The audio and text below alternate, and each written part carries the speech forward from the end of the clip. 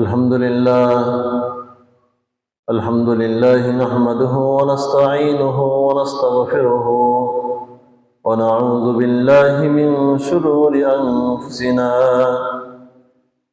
من يهدل الله فلا مضل له ومن يضلله فلا هادي له، وأشهد أن لا إله إلا الله وحده لا شريك له، وأشهد أن سيدنا وسندنا وحبيبنا ومولانا محمدا عبده ورسوله الذي أرسله بالحق بشيرا ونذيرا وداعيا إلى الله بإذنه وسراجا منيرا. أما بعد فأعوذ بالله من الشيطان الرجيم. بسم الله الرحمن الرحيم. ما كان محمد أبا أحد من رجالكم ولكن رسول الله وخاتم النبيين وكان الله بكل شيء عليما. وقال أيضا وقال الله تعالى: إن الله وملائكته يصلون على النبي يا أيها الذين آمنوا صلوا عليه وسلموا تسليما. اللهم صل على محمد وعلى آل محمد كما صليت على إبراهيم وعلى آل إبراهيم إنك حميد مجيد. اللهم بارك على محمد وعلى آل محمد كما باركت على إبراهيم وعلى آل إبراهيم إنك حميد مجيد. بلغ العلا بكماله كشف الدجى بجماله حسنت جميع خصاله صلوا عليه وآله. আলহামদুলিল্লাহ, আল্লাহ পাক রব্বুল আলামিনের নিকট সর্বপ্রথম শুকরিয়া আদায় করছি যে মহান মালিক আমাদেরকে দুনিয়ার সমস্ত কাজ কর্ম থেকে বিরত রেখে মহান রব্বুল আলামিনের মহান হুকুম জুমার নামাজ আদায়ের উদ্দেশ্যে পবিত্র ঘর মসজিদে আসার কিছুদিন আলোচনা শোনার এবং করার জন্য তৌফিক দান করেছেন। এই জন্য সেই মহান মুনিবের দরবারে আমরা সর্বপ্রথম কালিমাতুশ শুকর আদায় করছি, আলহামদুলিল্লাহ। মুহতারাম হাজিরিন, আমি পবিত্র কুরআনুল কারীমের সূরা আহজাব আয়াত নম্বর 40 তেলাওয়াত করেছি। উক্ত আয়াত হলো আল্লাহ পাক রব্বুল আলামিন কোরআনে পাকের ভিতরে ইরশাদ করতেছেন: মা কানা মুহাম্মাদুন আবা আহাদিন মির রিজালিকুম ওয়ালাকিন রাসূলুল্লাহি ওয়া খাতামান নাবিয়্যিন ওয়া কানা আল্লাহু বিকুল্লি শাইইন আলিমা। এই আয়াতের সরল অনুবাদ হলো যে তোমরা, হে মুমিনগণ, তোমরা তোমাদের যে নবী মুহাম্মদ সাল্লাল্লাহু আলাইহি ওয়াসাল্লাম সে কোনো পুরুষদের পিতা নন, বরং তিনি আল্লাহ পাক রব্বুল আলামিনের প্রেরিত রাসূল এবং তিনি শেষ নবী। এরপরে পরের অংশে আল্লাহ পাক রব্বুল আলামিন বলতেছেন, ওয়া কানা আল্লাহু বিকুল্লি শাইইন আলিমা। তোমরা যা কিছু করো আর না করো, এই সমস্ত কিছুর ব্যাপারে আল্লাহ পাক রব্বুল আলামিন অবগত আছেন। তিনি সবকিছু দেখতেছেন, তিনি জানেন। আজকের এই আয়াত তেলাওয়াত করার উদ্দেশ্য হলো, এই আয়াতের মধ্যে যদি আমরা খেয়াল করি, আমরা দেখতে পাই যে নবীর শানে আল্লাহ পাক রব্বুল আলামিন যে আয়াত নাজিল করেছেন, এখানে বলতেছেন মা কানা মুহাম্মাদুন আবা আহাদিন মির রিজালিকুম ওয়ালাকিন রাসূলুল্লাহি ওয়া খাতামান নাবিয়্যিন।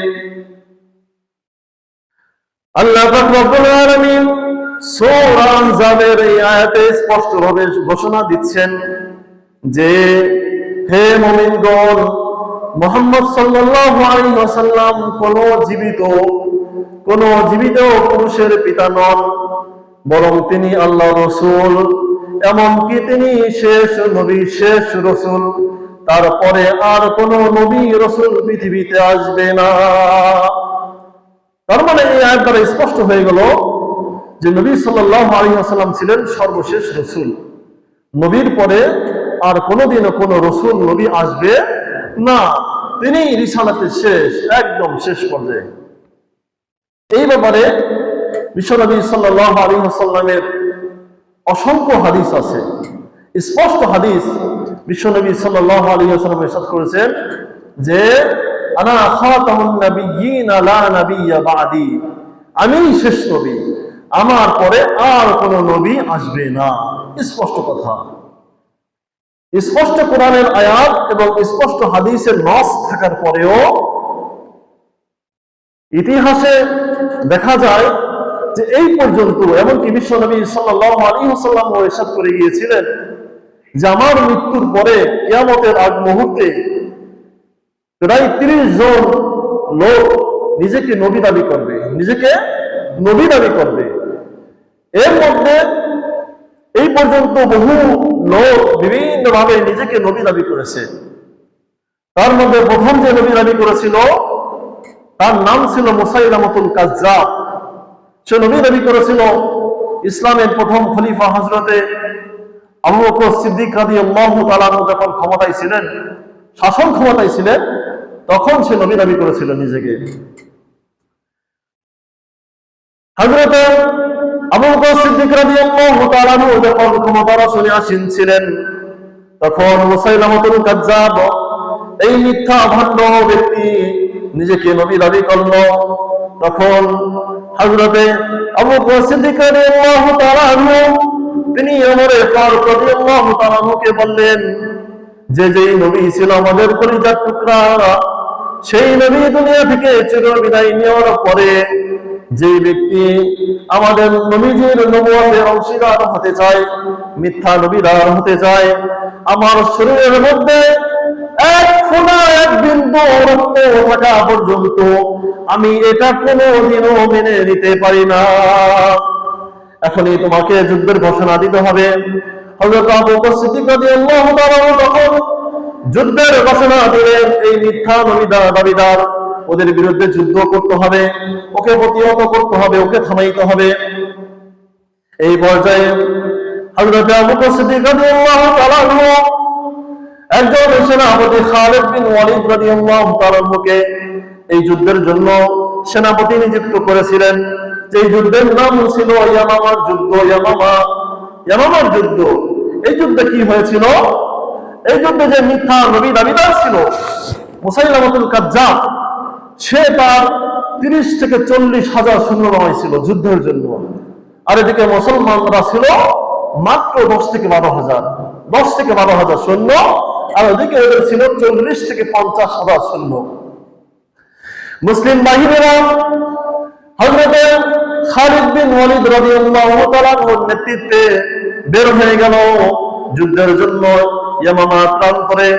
এমনকি সেখানে মরণ উপর লড়াই চলতে লাগলো। এই লড়াইয়ের মাঝখানে এই মুসাইলামাতুল কাজ্জাব ভণ্ড নবীদার তাকে শেষ করে দিল। এমনকি মুসাইলামাতুল কাজ্জাবের বাহিনীর প্রায় 10,000 লোককে জাহান্নামের মধ্যে নিক্ষেপ করেছিল। আর মুসলমানদের শহীদ হয়েছিল 700 থেকে 800। এ মানে মিথ্যা যে নবী দাবি করেছিল তার বিরুদ্ধে সাহাবীরা যুদ্ধের ঘোষণা দিয়েছিল। এই যুদ্ধে মুসলমানদের 700 জন ব্যক্তি শহীদ হয়েছিল। 700 জন, এর মধ্যে অধিকাংশ ছিল কোরআনের হাফেজ, মানে অসংখ্য কোরআনের হাফেজকে তখন মুসলমানরা হারিয়েছিল। আর এর বিপরীতে যে কাফের, যে বেঈমান মুসাইলামাতুল কাজ্জাব নিজেকে নবী দাবি করেছিল, তার 10 থেকে 12,000 সৈন্য মৃত্যুবরণ করেছিল এবং সেখানে মুসলমানরা বিজয়ী হয়েছিল। এমনকি সেখানে যে ব্যক্তি নিজেকে নবী দাবি করেছিল সেই ব্যক্তিও নিহত হয়েছিল। আপনারা শুনলে অবাক হবেন, যেই ব্যক্তি নিহত হয়েছে মুসাইলামাতুল কাজ্জাব, তাকে যে শহীদ করেছিল তার নাম ছিল ওয়াহশী রাদিয়াল্লাহু তাআলা আনহু। এই ওয়াহশী ছিল সেই ওয়াহশী, যেই ওয়াহশী আমাদের নবী বিশ্বনবী হযরত মুহাম্মদ রাসূলুল্লাহ সাল্লাল্লাহু আলাইহি ওয়াসাল্লামের সব থেকে প্রিয় চাচা হামজা, খাজা হামজাকে, হামজা রাদিয়াল্লাহু তাআলা আনহুকে শহীদ করেছিল সেই ওয়াহশী। এই ওয়াহশী মক্কা বিজয়ের পরে বিশ্বনবী সাল্লাল্লাহু আলাইহি ওয়াসাল্লাম যখন সবাইকে সাধারণ ক্ষমা করে দিয়েছিলেন, তখন এই ওয়াহশী বুরখা পরে বিশ্বনবী সাল্লাল্লাহু আলাইহি ওয়াসাল্লামের কাছে এসেছিল। আসার পরে সে কালিমা পড়ে বিশ্বনবী সাল্লাল্লাহু আলাইহি ওয়াসাল্লামের কাছে মুসলমান হয়ে যায়, কিন্তু সে বুরখা পরা ছিল। বিশ্বনবী সাল্লাল্লাহু আলাইহি ওয়াসাল্লাম তাকে জিজ্ঞাসা করলেন, তোমার কণ্ঠের আওয়াজ শুনে বোঝা যায় তুমি একজন পুরুষ মানুষ, তুমি কেন বুরখা পরেছো, তুমি কেন বুরখা পরলে? তখন ওই ওয়াহশী বলেছিল, ইয়া রাসূলুল্লাহ, ইয়া হাবিবাল্লাহ, আমি বুরখা পরেছি এই কারণে আমি কোন চেহারা নিয়ে, আমি আপনার কোন মুখ নিয়ে আপনার সামনে উপস্থিত হব আমি ভেবে চিনতে পারছিলাম না। তখন সাহাবীদের কাছে বিশ্বনবী সাল্লাল্লাহু আলাইহি ওয়াসাল্লাম তার পরিচয় সম্পর্কে জানতে চাইল। তখন এই ওয়াহশী সম্পর্কে বলা হলো, এই ওয়াহশী হলো সেই ওয়াহশী যে কিনা আপনার প্রিয় চাচা হযরত খাজা হামজা রাদিয়াল্লাহু তাআলা আনহুকে শহীদ করেছিল, এমনকি তার কলিজা চাবিয়ে চাবিয়ে খেয়েছিল। তখন বিশ্বনবী হযরত মুহাম্মদ রাসূলুল্লাহ সাল্লাল্লাহু আলাইহি ওয়াসাল্লাম অনেক কষ্ট পেয়েছিলেন। তখন তিনি বললেন, তুমি এত বড় একটা খারাপ কাজ করেছো, তবে আমি তোমাকে কোনো কিছুই বলবো না, যেহেতু তুমি মুসলমান হয়ে গিয়েছো। তবে তোমার কাছে আমার একটা আবদার থাকবে, যতদিন পর্যন্ত আমি দুনিয়াতে জীবিত থাকবো, তুমি এই দুনিয়াতে জীবিত থাকবে, ততদিন পর্যন্ত তুমি আমার সামনাসামনি কোনোদিন হবে না। কারণ তোমার চেহারা দেখলেই আমার খাজা, আমার চাচা, আমার পিতা পুত্র হামজা রাদিয়াল্লাহু তাআলা আনহুর কথা মনে পড়ে যায়। তখন এই ওয়াহশী তো ধাক্কা খেয়েছিল যে বিশ্বনবী আমাকে নিষেধ করলো, তার সামনে যাইতে নিষেধ করলো। এরপর থেকে ওয়াহশী গোপনে গোপনে থাকতেন, বিশ্বনবী সাল্লাল্লাহু আলাইহি ওয়াসাল্লামের কাছাকাছি আসতেন না। ওয়াহশী মনে মনে চিন্তা করলো, আমার জীবনে এমন একটি ভালো কাজ করার দরকার, যে কাজ করলে আমি নবীজির কাছে আপন হতে পারবো। সে চিন্তাই ছিল। এর মাঝে বিশ্বনবী সাল্লাল্লাহু আলাইহি ওয়াসাল্লামের ইন্তেকাল হয়ে যায়।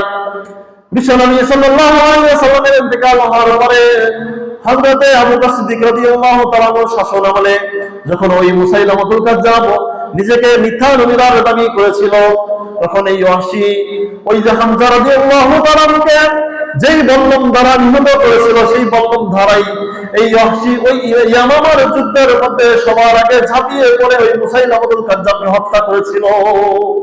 সুবহানাল্লাহ।